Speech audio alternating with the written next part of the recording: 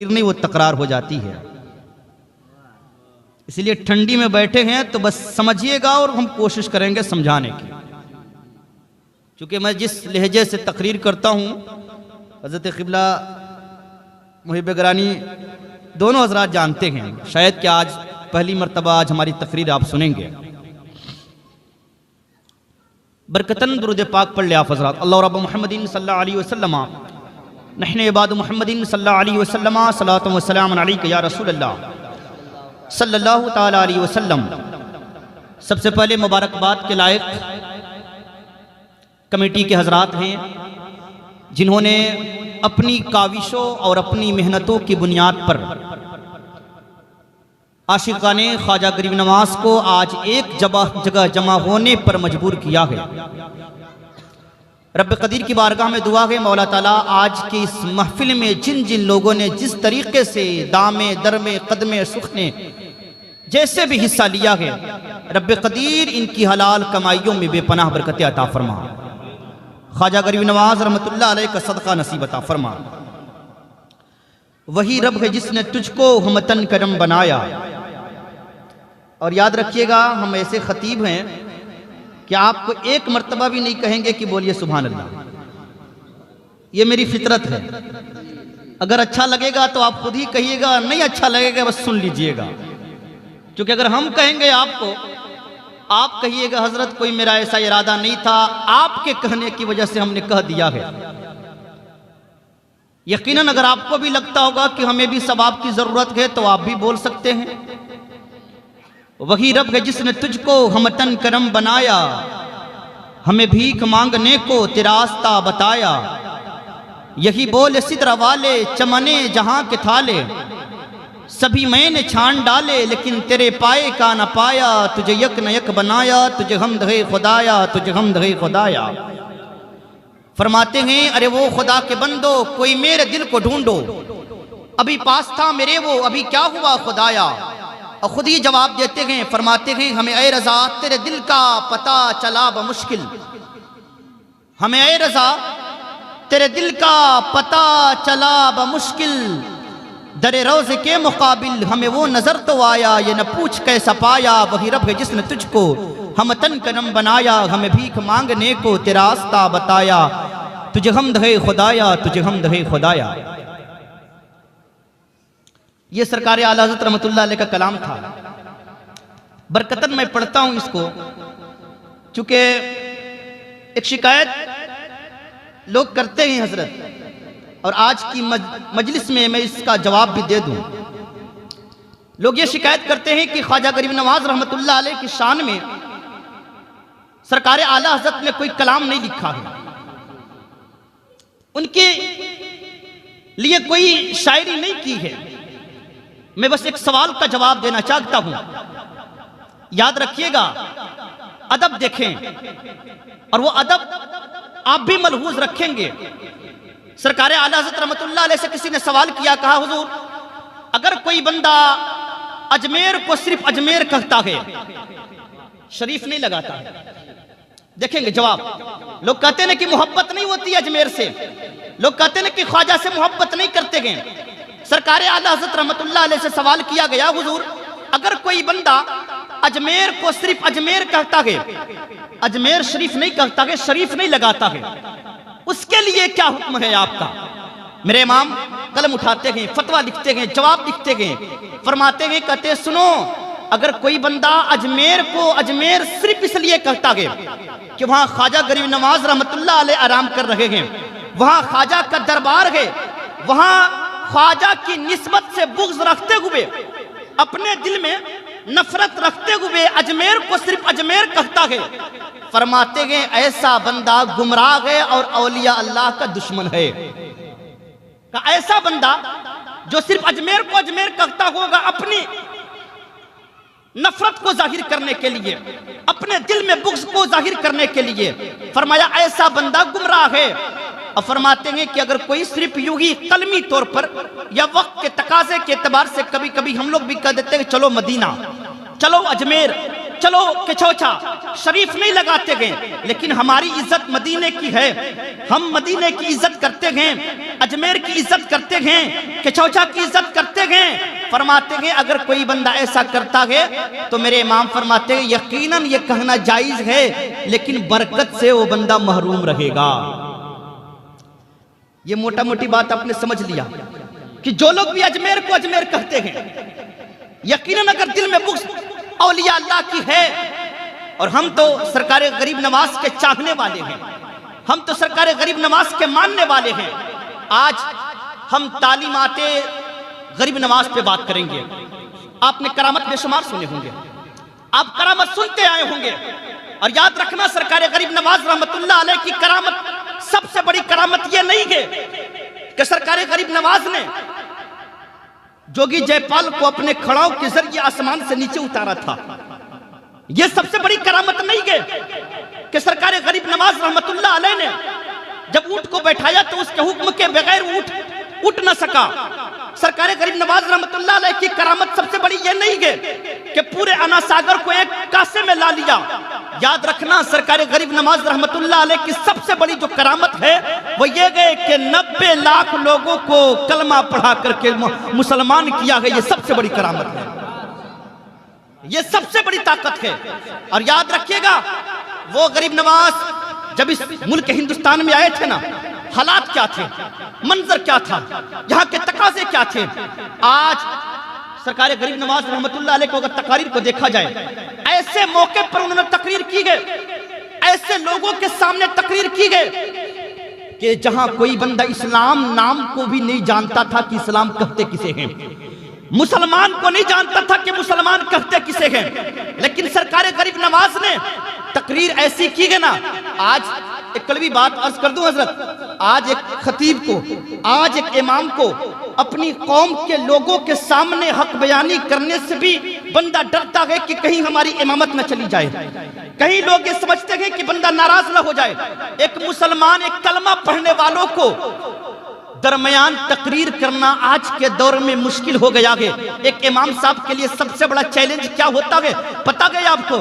اگر امام صاحب جمعے کی تقریر میں شرابیوں کے خلاف تقریر کر دے، شرابی ناراض ہو جاتے ہیں، جواریوں کے خلاف تقریر کر دے، جواری ناراض ہو جاتے ہیں، اگر غیبت خوروں کے خلاف تقریر کر دے، غیبت کرنے والے ناراض ہو جاتے ہیں، زناکاریوں کے خلاف تقریر کر دے، زنا کرنے والے ناراض ہو جاتے ہیں، بے نمازیوں کے خلاف تقریر کر دے، بے نمازی ناراض ہو جاتے ہیں۔ میاں جی آپ ہی بتائیں کہ امام صاحب کس ٹاپک پہ تقریر کریں؟ آج اگر مسلمان گئے نا جی تو پتہ گئے ڈر لگتا ہے کہ کہیں، ابھی میں جس لاتے ہار میں رہتا ہوں وہاں پہ تقریباً ایک گاؤں ہے، نام نہیں لینا چاہتا ہوں چونکہ سارے لوگ دیکھتے ہیں، ایک گاؤں ہے جہاں پہ تقریباً 90% لوگ شراب پیتے تھے۔ امام صاحب نے تقریر کر دی جمعے میں شرابیوں کے خلاف، شراب کی حرمت کے خلاف، شرابیوں کے عذاب بیان کیے کہ شراب پینے سے یہ عذاب ہوگا۔ اگلے ہی دن جمعے کے بعد ہنگامہ ہو گیا، ایسے امام کو ہٹانا چاہیے۔ صدر صاحب آئے، کہنے لگے حضرت آپ اپنا حساب کیجئے چلے جائیے۔ کہا کیوں؟ صدر صاحب کا جواب تھا، کہا کہ جب آپ کو پتا ہے کہ یہاں سارے لوگ شراب پیتے ہیں تو شرابیوں کے خلاف تقریر کرنے کی ضرورت کیا تھی؟ کہ جب آپ کو پتا ہے کہ یہاں سارے لوگ شراب پیتے ہیں، میں یہی پیش کرنا چاہتا ہوں واخرے سرکار غریب نواز کے ماننے والے، صرف چھٹی کا حلوہ اور دیگ پکانے والے، جو سرکار غریب نواز رحمت اللہ علیہ نے شراب کے خلاف اپنے جہاد علم کو بلند کیا تھا، جو سرکار غریب نواز نے بے نمازیوں کے خلاف اپنے جہاد علم کو بلند کیا تھا، آج اسی قوم کے سامنے سرکار غریب نواز کے چاہنے والے تقریر کرنے سے ڈرتے ہیں۔ لیکن میں ایسے خطیب ہوں کہ میں کبھی ڈرتا بھی نہیں ہوں، الحمدللہ۔ مجھے آپ دوبارہ بلائیں یا نہ بلائیں میں اس کی پرواہ بھی نہیں کرتا ہوں، اس بات کے لیے کہ میرا رازق جو ہے، رزق دینے والا رب قدیر ہے، جتنا رزق میرے مقدر میں رب تعالیٰ لکھا ہوگا کوئی مائی کا لال نہیں چھین سکتا ہے، اگر نہیں لکھا ہوگا تو کوئی مائی کا لال ایک دانہ دے نہیں سکتا ہے۔ اور جب یہ عقیدہ ہو آپ کے پاس، جب یہ بھروسہ ہو آپ کے پاس، تو آپ پکے اور سچے مسلمان ہیں۔ اس بنیاد پر کہ آج ہم یہ سمجھتے گئے کہ جو سرکار غریب نواز رحمت اللہ علیہ نے تعلیمات کو ظاہر کیا تھا، سرکار غریب نواز رحمت اللہ علیہ نے جس مذہب مہذب کو پرچار کے لیے اور اپنی تقریر کے ذریعے 90 لاکھ لوگوں کو کلمہ پڑھایا تھا. اور یہ 90 لاکھ کون تھے؟ اللہ اکبر، پہلے سے مسلمان تھے؟ نہیں. سرکار غریب نواز جب چلے تھے نا مدینہ سے، جب ان کو بشارت ہوئی تھی نا، میرے رسول نے بھیجا تھا نا، کہا کہ جائیں ہندوستان جائیں. سرکار غریب نواز فرماتے یا رسول اللہ السلام، ہم ہندوستان دیکھے نہیں گئے، ہندوستان جائیں کیسے؟ بشارت ہوتی گئے کہ جا میپ پہ، وہ اس زمانے کے جو میپ تھے ہاتھ کے ہتھیلیوں پر اشارہ کر کے فرماتے ہیں کہ اس راستے سے جانا ہے. جب وہ پہنچتے گئے نا، اللہ اکبر، تو افغانستان کے راستے سے جب وہ پہنچ رہے تھے تو ادھر سے شہاب الدین غوری کا ایک لشکر جو تھا پرتھوی راج کے لشکر سے شکست کھا کر کے ہار کر کے جا رہا تھا. اب دیکھیں، جو ہی ہار کر کے جا رہا تھا نا، تو افغانستان کے راستے میں ملاقات ہوئی تو ان لوگوں سے پوچھا، کہا کہ پوچھو یہ 40 جو درویش ہیں، یہ 40 جو اللہ کے ولی ہیں، یہ 40 جو لوگ ہیں صوفی لوگ، یہ کہاں جا رہے ہیں؟ سپاہیوں نے جا کر کے آگے پوچھا، کہا کہ آپ کہاں جا رہے ہیں؟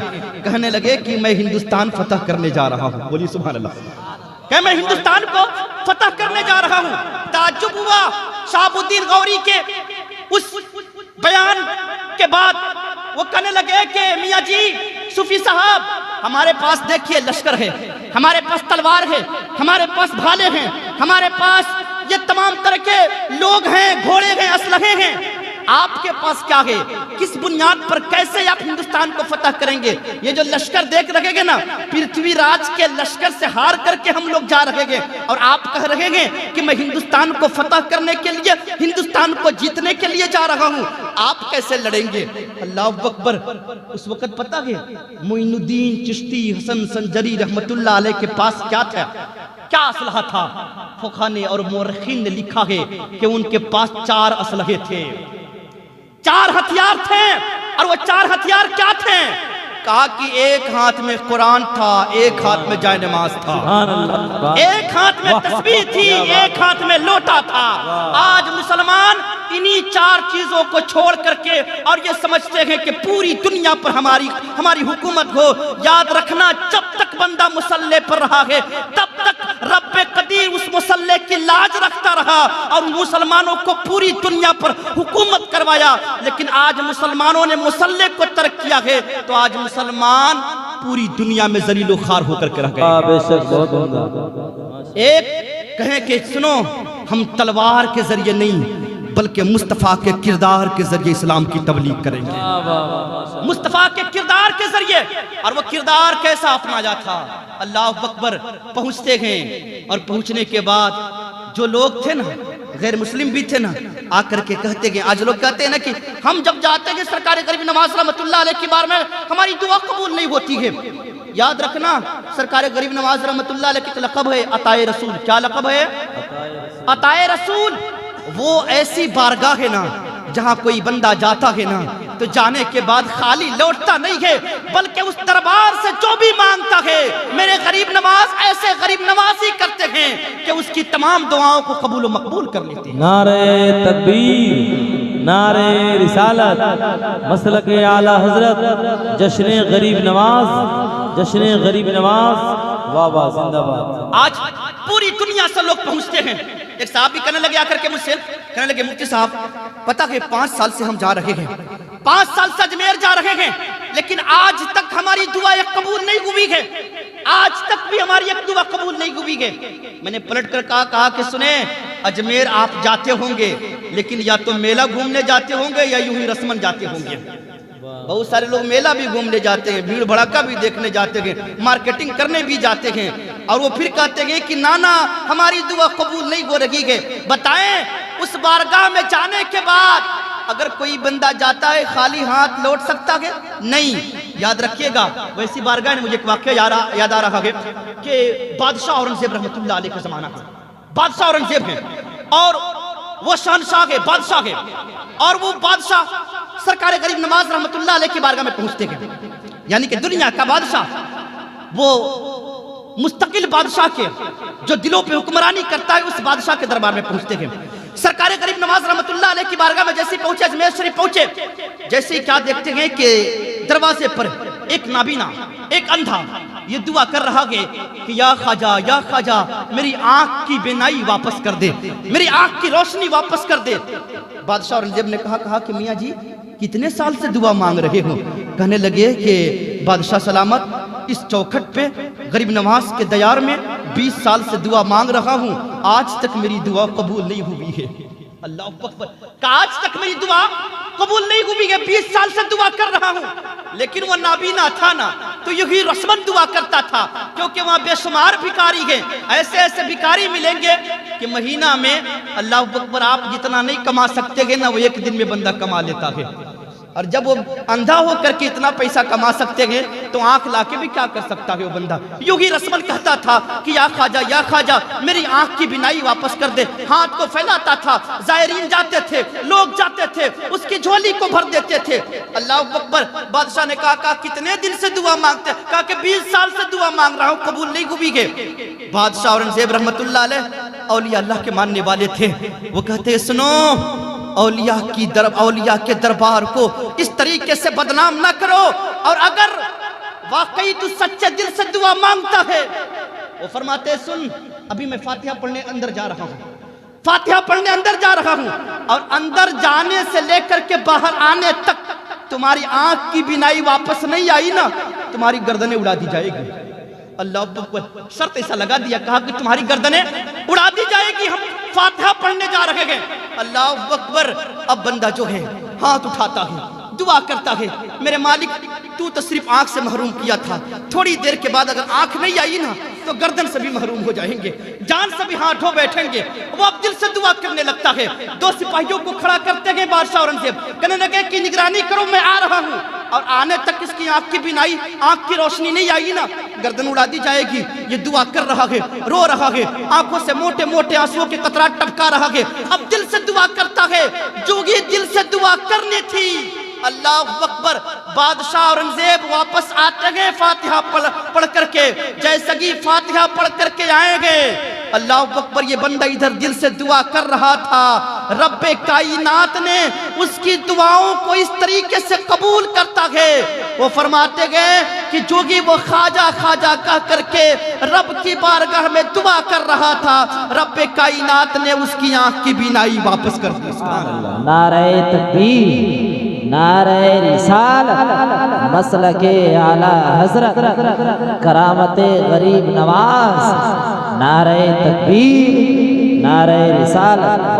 آنکھ کی بینائی واپس آ گئی، ہاتھ چم کر کے عرض کرنے لگا حضور آپ کی وجہ سے آج ہمارے آنکھ کی روشنی واپس آ گئی ہے، بتائیں آپ نے کیسا وظیفہ پیش کیا تھا؟ کہنے لگی آپ نے کیسا وظیفہ پیش کیا تھا؟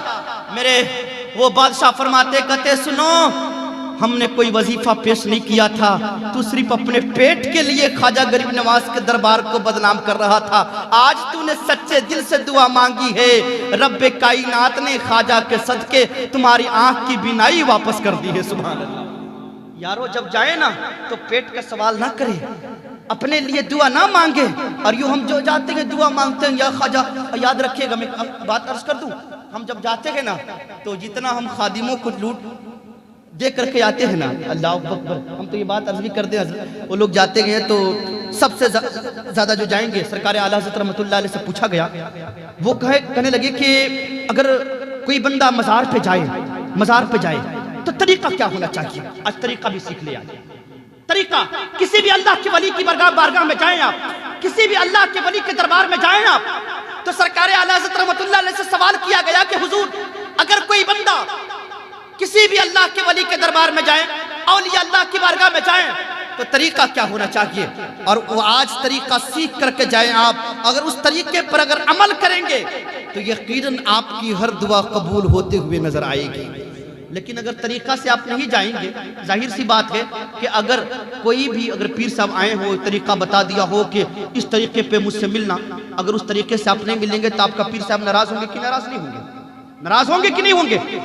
تو اللہ کے ولیوں کے دربار میں جانے کا بھی طریقہ سرکار اعلیٰ حضرت رحمت اللہ علیہ نے لکھا ہے۔ وہ فرماتے ہیں کہ کوئی بندہ اگر اللہ کے ولی کی بارگاہ میں جائے تو فرماتے ہیں جانے کا طریقہ یہ ہے کہ وہ پائنٹی کی جانب سے جائیں۔ کیسے جائیں؟ پائنٹی کی جانب، پائنٹی سمجھ رہے، پاؤں کی جانب سے جائیں، اور جانے کے بعد سلام عرض کرے السلام علیکہ یا ولی اللہ، کیا کہیں؟ السلام علیکہ یا ولی اللہ۔ اللہ کے ولی کے دربار میں جانے کا طریقہ سیکھے، ہم جاتے ہیں تو اللہ کے ولی کی شان میں گستاخی کر کے جاتے ہیں۔ وہ کیسے؟ اللہ اکبر کہتے ہیں کہ پائیں کی جانب جائیں، سلام کرے، اور فرماتے ہیں کہ 4 ہاتھ کے فاصلے پر کھڑے ہو کر کے آپ فاتحہ پڑھیں۔ کتنا فاصلے پہ کھڑا ہونا ہے؟ 4 ہاتھ کے فاصلے پر۔ لیکن ہمارے مومن بھائی لوگ جاتے ہیں، مسلمان لوگ جاتے ہیں تو سب سے پہلا جو کام کریں گے وہ یہ ہے کہ پہلے ہی جا کر کے چادر کو چومیں گے، پھر متھا لگائیں گے، پھر پتہ نہیں کیا کیا وہ چومنا شروع کر دیں گے۔ حالانکہ یہ کہ نہیں، سرکار اعلیٰ حضرت رحمۃ اللہ سے پوچھا گیا، کہا کہ حضور اگر کسی کو چومنے کا دل کرے تو؟ پوچھا گیا مجھ سے، اور یہ میں اپنی بات نہیں کر رہا ہوں، یہ حوالہ دے رہا ہوں، فتح رضویہ جلد نمبر 9 اٹھا کر کے دیکھیں آپ۔ وہ فرماتے ہیں کہ اگر کسی کو چومنے کا دل کرے تو، وہ فرماتے ہیں اگر چومنے کا دل کرے نا تو چادر کو اٹھائیں اور ادب سے چومیں، اور کہا اتنا بھی جھکنا منع ہے جتنا ہم رکوع میں جھکتے ہیں، کہا اتنا بھی جھکنا منع ہے جتنا ہم رکوع میں جھکتے ہیں، اور کہا کہ چومیں، اور ادب کا تقاضا یہ ہے کہ بغیر چومے آپ واپس آ جائیں، اور اس طریقے سے دعا کریں گے تو آپ کی دعا اللہ کے ولیوں کی بارگاہ میں قبول ہوگی۔ لیکن ہم یہ رول فالو کرتے ہیں نہیں، پہلے جائیں گے تو پہلے 20,000 کی چادر خریدیں گے خادم صاحب سے، خادم صاحب آپ کے گلے میں پٹی باندھتے ہیں ماتھے میں، وہ پتہ نہیں کیا وہ لال لال پٹی ہوتی ہے، اور پھر جو آپ کے پیکٹ پر وہ حملہ کرتا ہے بندہ، اللہ اکبر، اگر 100 روپیہ نہیں دیں گے نا اس خادم کو تو یوں آپ کو گھسیٹ کر کے باہر کر دیں گے نا کہ آپ سوچ بھی نہیں سکتے ہیں۔ دیکھا کہ نہیں آپ اجمیر گئے ہیں؟ کون گئے؟ سارے لوگ گئے ہیں۔ جب تک پیسہ خادم کو دیجیے تب تک آپ کے لیے دعا کریں گے، اور جو ہی آپ نے خادم کو خدمت کرنا بند کیا آپ کو سیدھا گھسیٹ کر کے باہر کر دیں گے۔ ہم جب جاتے گئے اجمیر جاتے ہیں تو وہاں سب سے پہلے چادر چڑھاتے ہیں۔ یاد رکھیے گا سرکار اعلیٰ حضرت رحمۃ اللہ علیہ سے کہا گیا کہ چادر کتنی چڑھانی چاہیے کسی بھی مزار پہ، وہ فرماتے کہ جب تک ایک چادر پرانی نہ ہو جائے، پھٹ نہ ہو جائے، تب تک دوسری چادر نہ چڑھائی جائے۔ یہ فتاوی رضویہ کا فرمان ہے۔ کہا کہ جب تک پرانی، لیکن ہم لوگ کیا کرتے ہیں جیسے گئے چادر پہ چادر، ان چادروں کے ساتھ پتہ کیا ہوتا ہے میاں جی؟ ان چادروں کے ساتھ دھندا ہوتا ہے، دھندا بزنس ہوتا ہے۔ ایک طرف سے آپ نے چڑھایا، دوسری طرف سے سمیٹ کر کے پھر اسی دکان میں پہنچا دیا جاتا ہے۔ کبھی آپ نے دیکھا ہے کسی نے کہا نا کہ چڑھتی رہی مزار پہ چادر تو بے شمار، باہر جو ایک فقیر تھا ٹھنڈی سے مر گیا، چہرہ بتا رہا تھا کہ مارا ہے بھوک نے، حاکم نے کہہ دیا کہ کچھ کھا کے مر گیا۔ جس مزار کے اندر چادروں پہ چادر چڑھائی جا رہی تھی، اسی مزار کے باہر کوئی بندہ ٹھنڈی کی وجہ سے بغیر چادر کے مر جاتا ہے، بتائیے اس کا ذمہ دار کون؟ چادریں وہاں چڑھانے کی ضرورت نہیں ہے، چادریں ان غریبوں کے تن پر چڑھانے کی ضرورت ہے جن غریبوں کے تن پر کپڑے نہیں ہیں۔ چادریں اپنے والدین کے جسموں پر چڑھانے کی ضرورت ہے۔ ہمارے والد محترم، ہمارے ابا اور امی ایک ایک سویٹر پر پوری کی پوری ٹھنڈی گزار دیتے ہیں، ایک ایک کمبل پر پوری کی پوری ٹھنڈی گزار دیتے ہیں، ایک ایک چادر پر پوری کی پوری ٹھنڈی گزار دیتے ہیں، اور بیٹا 20,000 کی چادر چڑھا کر کے اجمیر سے آ گیا ہے۔ حالات ہے کہ نہیں ہے؟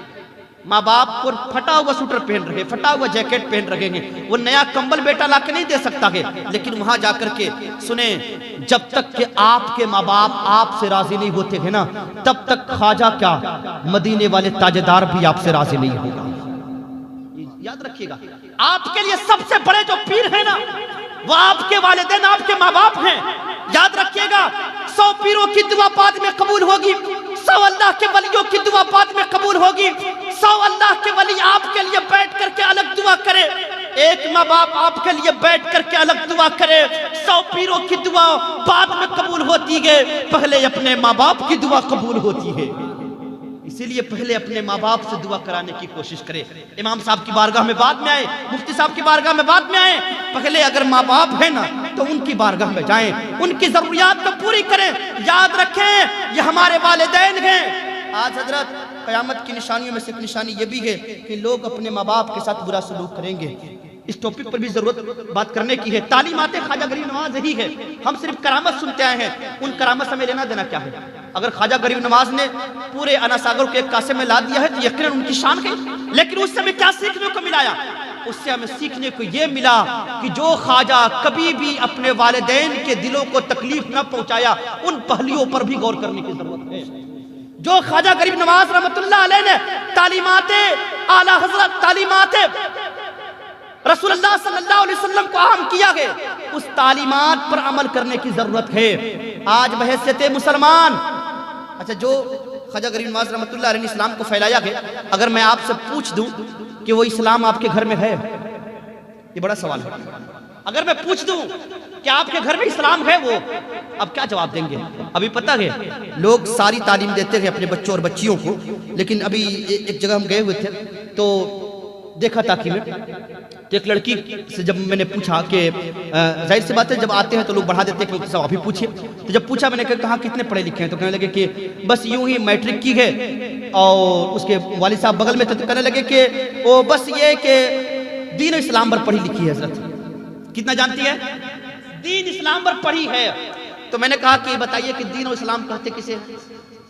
اگر دین و اسلام پر پڑھی ہے تو بتا دیجئے کہ دین اور اسلام کہتے کسے ہیں؟ اب یہ دھوکہ ہے یا نہیں ہے؟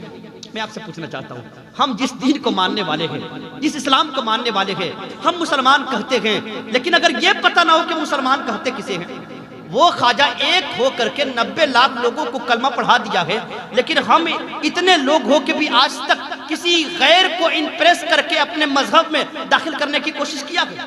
بلکہ آج کڑوی سچائی یہ ہے کہ جہاں بھی کوئی خرافات ہوتا ہے، جہاں بھی کوئی حادثہ ہوتا ہے، جہاں بھی کوئی کانڈ ہوتا ہے نا، تو فرنٹ پیج پر ایک مسلمان کا نام ہوتا ہے۔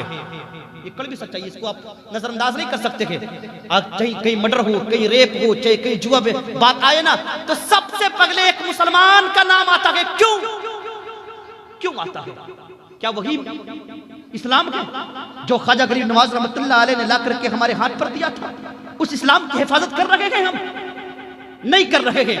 یاد رکھیے گا، اپنے بیٹوں کو اسلام کا سپاہی آپ ضرور بنائیں، اپنے بیٹوں کو اتنی تعلیم آپ ضرور دیں۔ تعلیمات خواجہ غریب نواز یہی ہے کہ اپنے بیٹے کو یاد رکھیے گا، ہماری محنت سے ہمارا بیٹا ڈاکٹر بن جاتا ہے، ہماری محنت سے ہمارا بیٹا انجینئر بن جاتا ہے، ہماری محنت سے ہمارا بیٹا دنیا کے تمام طرح کے ڈگریوں کو حاصل کر لیتا ہے۔ وہیں پہ اگر محنت کریں گے نا تو آپ کی محنت سے آپ کا بیٹا حافظ قرآن بھی بن سکتا ہے۔ آپ کی محنت سے آپ کا بیٹا کم سے کم اتنا تو بن سکتا ہے کہ قرآن پڑھنے والا بن سکتا ہے۔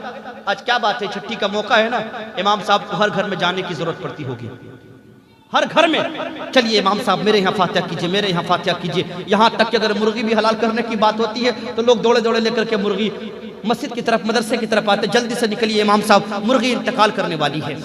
اور کبھی کبھی تو ایسا ہوتا ہے کہ مرغی راستے میں انتقال فرما جاتی ہے، اور وہ بھی اگر مرغی انتقال کر گئی قاری نسیم صاحب تو قصوروار مولانا امام صاحب ہیں، امام صاحب ہیں۔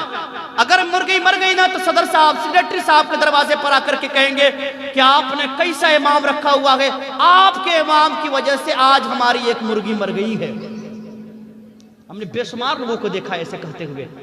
بحیثیت مسلمان آپ اتنا نہیں سیکھ سکتے ہیں کہ بسم اللہ اللہ اکبر کہہ کر کے جس بھی جانور پہ چھری کو پھیرا جائے ایسا جانور حلال ہوتا ہے، حلال۔ کیا ہم بسم اللہ اللہ اکبر بھی نہیں کہہ سکتے ہیں؟ ارے بھائی خوب ہم تیر تار کے کھاتے ہیں نا روٹی روٹی، پھر بھی ماشاءاللہ ہم یہ نہیں کہہ سکتے نا۔ اگر ہمیں کوئی کہہ دینا کہ مسلمان آپ نے گربان پکڑ لیں گے، کیا آپ نے کیسے کہہ دیا مسلمان نہیں ہم ہیں؟ آدھار کارڈ دیکھ لیجئے مسلمان ہیں، پین کارڈ دیکھیں مسلمان ہیں؟ نہیں، آدھار کارڈ والا مسلمان نہیں بننا ہے، بلکہ مسلمان ایسا بننا ہے نا کہ آپ کے سروں پہ ٹوپیاں بھی ہونی چاہیے، آپ کے چہرے پہ داڑھیاں بھی ہونی چاہیے، آپ کے جسموں پر اسلامی لباس بھی ہونا چاہیے، تاکہ کوئی دور سے دیکھے نا تو دیکھتے ہی پہچان جائے کہ آنے والا کوئی اور نہیں آ رہا ہے، مدینے والے کا غلام آ رہا ہے، خواجہ غریب نواز کا عاشق آ رہا ہے۔ لیکن ہم بھائی مسلمان پکے ہیں، اور اب پتہ ہے حضرت اگر ہم مدرسے میں بھیجتے بھی نا، ایسے ایسے لوگوں کو بھیجتے کہ جو بچہ کہیں نہیں چلا نا، اللہ اکبر، ایسے بچے کو مدرسہ بھیجتے ہیں۔ ہم بھی کسی مدرسے کے صدر مدرس پرنسپل ہیں، وہاں لوگ پکڑ کر کے لے کے آتے ہیں، یعنی کہ بچہ اسکول بھاگ گیا، وہاں ڈراپ آؤٹ ہو گیا، وہاں نہیں چلا، بچہ زیادہ بدمعاشی کر رہا ہے، ایسے بچے کو پکڑ کے لے کے آتے ہیں، حضرت اسکول میں داخلہ کروائے تو وہاں نہیں چلا، بہت بدمعاشی کرتا ہے، ماں باپ کی بات نہیں مانتا ہے، حضرت ہمیشہ موبائل دیکھتے رہتا ہے۔ پھر ہم لوگوں نے سوچا کہ اسے مدرسے میں داخلہ کرا دیا جائے۔ جو بچہ کہیں نہیں چلا ایسا بچہ مدرسے کے نظر کر دیا جائے. اور مدرسے والوں کی بھی محنت دیکھیں کہ جس بچے کو آپ نے کہا تھا نا کہ کہیں نہیں چلا گئے، 3 سال تک اس بچے پر ایسی محنت کرتے گئے کہ مکمل 30 پارے اس کے سینے میں اتار دیتے ہیں. سبحان اللہ. یہ مدرسے والے کی محنت ہے. اور وہیں پہ حضرت اگر جس چھوٹکن بچوں کو بھیجیں گے نا، یوں چھوٹے چھوٹے بچوں کو مکتب میں بھیجیں گے تو اس انداز میں بھیجیں گے کہ نہ منہ صاف کروائیں گے نہ ناک صاف کروائیں گے، دونوں ناک سے نالی بہ رہی ہوتی ہے اور 2 تھپڑ لگاتے سیدھا مدرسے کی طرف بھیج دیتے ہیں. وہ بچہ پے کرتے ہوئے پہنچتا ہے مدرسے. اب بتائیں وہ بچہ کیا پڑھے گا؟ اگر نہیں بچہ پڑھانا تو کہتے ہیں کہ امام جو ہے نا ٹھیک نہیں ہے. 2 سال سے ہمارا بچہ جو ہے یہ سر القرآن سے ہمارا پارہ تک نہیں پہنچا ہے، پڑھانے والا بڑا کمزور ہے. یہ کہتے شکایت کرتے ہیں کہ نہیں کرتے ہیں؟ اب دوسری جانب ہم جہاں اسکول میں اپنے بچوں کو داخلہ کروا رہے ہیں، اسکول بھیجتے گے نا تو صبح ہی سے اس کے والدین، اس کے ماں باپ کیا کرتے ہیں، صبح سے اس کے جوتے میں پالش بھی کر رہے ہیں، موزہ میں بھی پریش کر رہے ہیں، ٹفن بھی تیار کر رہے ہیں، ڈریس بھی تیار کر رہے ہیں، اور وہ بیگ تیار کر کے گڈو کے ابا اور امی جا کے چھوڑ کر کے آ جاتے ہیں اسکول. اور اس بچے کو بھیجے تھے کیا کیے تھے؟ نہ ناک صاف کروائے نہ منہ صاف کروائے، یوں ہی بھیج دیے ہیں. لیکن یاد رکھیے گا جب آپ انتقال فرمائیے گا نا تو انجینئر صاحب، ڈاکٹر صاحب، پروفیسر صاحب بعد میں آئیں گے، پہلے یہی حافظ صاحب آئیں گے اور آپ کے سرحانے قرآن پڑھ کر کے آپ کے بخشش کی دعا کریں گے کہ میرے مالک یہ میرے والد ہیں اور ان کے لیے جنت میں اعلیٰ مقام عطا فرما. یہ دعا حافظ قرآن کریں گے، حافظ قرآن. اسی لیے اپنے بچوں کو حافظ قرآن، لوگ کہتے ہیں کہ حافظ قرآن بنا دیں گے حضرت تو پڑھے گا، پڑھ لے گا تو کھائے گا کیا؟ یہ بھی بڑا سوال ہے. کھائے گا کیا؟ امام صاحب کتنے تنخواہ دیتے ہوں گے آپ لوگ؟ پوچھتا ہوں آپ سے کتنے دیتے ہوں گے؟ 8,000 10,000 یہی دیتے ہوں گے نا؟ 9,000 دیتے ہوں گے. آپ سے پوچھ رہے ایمانداری سے بتائیے گا، ہمیں مت بلائیے گا. کبھی سوچئے گا کسی کے گھر 9,000 میں چل سکتا ہے؟ کڑی بات ہے کہ نہیں ہے کہ نہیں ہے؟ 9,000 میں کسی کا گھر چل سکتا ہے؟ نہیں چلے گا. لوگ کہتے ہیں حضرت آپ لوگ کے پیسوں میں جو ہے نا بہت ہی برکت ہے. پیسہ میں برکت بہت، ہم 50,000 کماتے ہیں پھر بھی برکت نہیں ہوتی ہے. آپ لوگ 9,000 کہتے ہیں، وہ جیٹ جاٹ سے رہتے ہیں کہ مت پوچھئے اتنا مہنگا کپڑا پہنتے ہیں کہ خدا کی پناہ. ہم نے کہا کہ برکت نہیں ہے میاں جی، اللہ پہ بھروسہ ہے. اللہ پہ جس دن آپ کو اللہ پہ بھروسہ ہو گیا نا، اللہ کی ذات پہ توکل ہو گیا نا، یقیناً ان پیسوں میں بھی برکت ہوگی، برکت. اور یہ علماء 24 گھنٹہ محنت کرتے ہیں نا، خون اور پسینے جب لگاتے ہیں نا تب 9,000 ملتا ہے. تو جب 9,000 ملتا ہے تو انہی پیسے میں رب کائنات نے برکتوں کے بہت سارے ذخیرے کو انڈیل دیتا ہے. سبحان اللہ. اور اگر لوگ آپ کہیں کہ پیسہ کم اس لیے اپنے بچوں کو نہیں پڑھاتے ہیں تو آپ کو ایک فارمولہ دیتے ہیں، اپنے امام صاحب یا عالم صاحب کی تنخواہ 25,000 روپے کر دیجئے. جس دن آپ نے 25,000 روپے تنخواہ کر دیا نا تو ہر بندہ سوچے گا کہ میرا بھی بیٹا حافظ قرآن ہو تاکہ 25,000 روپے ملے گا اس کو. تنخواہ کم ہونے کی وجہ سے کوئی بندہ جو ہے اپنے بچوں کو نہیں پڑھا رہا ہے تو آپ ہی کے ہینڈ میں تو پیسہ دینا ہے بھائی. بڑھا دیجئے تنخواہ 25,000 روپے کر دیجئے. کیوں نہیں ہو سکتا ہے؟ جیو کا ریچارج مہینہ میں 299 روپے کر دیتے ہیں. ایک گھر میں اگر 3 موبائل ہو تو کتنا ہوتا ہے؟ 900 روپے مان کے چلیے آپ. 900 روپیہ پر گھر سے امبانی کو ہم دے دیتے ہیں، لیکن 50 روپیہ پر گھر سے امام صاحب کی تنخواہ بھی نہیں مل پاتی ہے. جو صدر سیکریٹری صاحب ہوں گے ان سے پوچھئے گا کتنے چپل گھس جاتے ہوں گے مانگتے مانگتے. ہم بھی جانتے ہیں بھائی. اور ہم زمینی استر پہ تقریر کرنے کے عادی ہیں، ہم کوئی ادھر ادھر کی پھینکنے کی بات بھی نہیں کرتے ہیں. ہم بھی چاہتے تھے آپ کو کرامت بے شمار سنا سکتے تھے، لیکن اصلاحی بات اس لیے عرض کر دے رہا ہوں کہ جب تک یہ قوم اپنے امام کے ساتھ یہ دوہرا رویہ کرتے رہے گی وہ قوم کبھی بھی ترقی نہیں کر سکتی ہے. عالموں سے محبت کریں. یقیناً اللہ کے رسول نے فرمایا، کہا کہ جو کوئی بندہ چاہے کہ مجھ محمد سے مصافحہ کرے، ایسا بندہ میری قوم کے اور میری امت کے عالموں سے مصافحہ کرے. جس نے میرے عالم سے مصافحہ کیا گویا اس نے مجھ محمد سے مصافحہ کیا. سبحان اللہ. یہ عالم دین کا رتبہ ہے. اسی لیے عالم دین. اور آج جتنی پینی نظر حضرت ایک امام صاحب پر رکھتے ہیں نا، اللہ اکبر. ابھی ایک صاحب جو تھے، ایک صاحب کے یہاں فاتحہ نہیں کیے تھے نا، صرف فاتحہ نہیں کیے تھے، اس بنیاد پر امام صاحب کو نکال دیا گیا تھا. ایک صاحب کے یہاں فاتحہ خانی تھی تو امام صاحب کو گھر جانا تھا. کہنے لگے کہ بھائی آپ کے یہاں فاتحہ خانی، ہم گھر جا سکتے؟ کہا جائیے نا امام صاحب، فاتحہ خانی تو ہے نا، کسی کو بھی پکڑ کے فاتحہ کروا سکتے ہیں. اللہ اکبر. جیسے امام صاحب پہنچے نا پہنچے گھر پہ، وہ بندہ آ کر کے صدر صاحب کے دروازے پہ ایک دم ہلہ مچانے لگا کہ آج ہمارے یہاں فاتحہ خوانی اور آپ کا امام غائب ہے، ایسے امام کی چھٹی ہونی چاہیے، ایسا امام ہمیں پسند نہیں گئے، ایسے امام کو فون کر کے جلدی بلائیں۔ صدر صاحب بھی بیچارے مجبور گئے، اس نے فون کیا حضرت جلدی سے آئیے اور اپنے حساب وغیرہ کر لیجئے۔ بیچارے اتنے ٹینشن میں تھے نا کہ جو حجرے کی جو چابی تھی، کمرے کی چابی تھی، اسے گھر پہ چھوڑ دیتے ہیں۔ جب ان کا حساب ہوتا ہے نا، اللہ اکبر، ایسی خبریں پڑھتا ہوں کلیجہ منہ کو آتا ہے۔ ان لوگوں نے حساب جب کیا نا تو امام صاحب کی 2 دن کی تنخواہ کاٹی اور 100 روپے کے تالے تھے، اور 100 روپے کے تالے کے عوض میں ان کمیٹی والوں نے امام صاحب سے 250 روپے وصول کیے تھے۔ 100 روپے کے تالے تھے اور 250 روپے اس کا کاٹا تھا کہ تالے کے جو چابی آپ نے چھوڑ کر کے گئے ہیں اس کے کاٹے ہم نے ہیں۔ اب میں آپ سے پوچھنا چاہتا ہوں، جتنی نمازیں آپ امام صاحب کے پیچھے پڑھے ہوں گے، جتنی نکاحیں آپ نے پڑھوائے ہوں گے، جتنے جنازے کی نماز پڑھے ہوں گے، بتائیں اگر امام آپ کا روتا ہوا، امام کا دل اگر دکھتا ہوا اگر یہاں سے جائے گا تو بتائیں آپ کے نمازوں کا، آپ کے جنازوں کا کیا حال ہوگا؟ کوئی بتا سکتا ہے؟ لیکن حضرت ہم اپنے آپ کو نہیں بدلیں گے، ضرورت پڑتی ہے تو امام کو بدل دیں گے، اپنے آپ کو تبدیل نہیں کریں گے، ضرورت پڑتی ہے تو کیا کریں گے؟ ہم امام بدل دیں گے، لیکن اپنے آپ کو جتنے کڑوی نظر اگر امام پہ رکھتے گے نا، کہاں جاتا ہے، کیسے اٹھتا ہے، کیسے بیٹھتا ہے، کاش اگر اپنے بیٹوں پر بھی رکھ لیے ہوتے نا تو آپ کا بیٹا شرابی اور کبابی کبھی نہ بنتا، کبھی نہیں بنتا۔ ہمارا بیٹا 12 بجے رات تک کہاں ہے کوئی پرواہ نہیں کرتا ہے، لیکن امام صاحب 12 بجے رات سے کہاں سے آ رہے ہیں، کس پروگرام سے آ رہے ہیں، کب گئے تھے، یہ سب کی نظر رکھتی ہے۔ یہ آپ کی بات نہیں کر رہا ہوں، پورے ہندوستان کی بات کر رہا ہوں، یہ آپ ہی کے امام صاحب کی بات نہیں ہے۔ الحمدللہ آپ کے امام صاحب بہت ہی اچھے ہیں، محنتی ہیں، جفاکش ہیں، اور اس انداز میں یہاں دین متین کی خدمت کر رہے ہیں۔ جب میں ان سے ملاقات کرتا ہوں بڑے دل سے دعائیں نکلتی ہے کہ رب تعالیٰ ہر مسجد کا امام ایسا ہی ہونا چاہیے، یہ دعا نکلتی ہے۔ یقیناً بڑی محنتی ہے، آپ ان کو سنبھال کے رکھیے۔ رب قدیر کی بارگاہ میں دعا ہے کہ مولا تعالیٰ ہم تمام لوگوں کی ان باتوں پر عمل کرنے کی توفیق رفیق عطا فرمائے۔ 8 بجے تک مجھے ٹائم دیا گیا تھا، چونکہ 8 بجے جماعت بھی کھڑی کرنی تھی، 8:01 ہو چکے ہیں، 1 منٹ زیادہ ہو گیا، ایکسٹرا ہو گیا ہے، اس کے لیے میں معذرت چاہتا ہوں۔ رب قدیر ہم تمام لوگوں کو سرکار غریب نواز رحمۃ اللہ علیہ کا صدقہ نصیب عطا فرمائے۔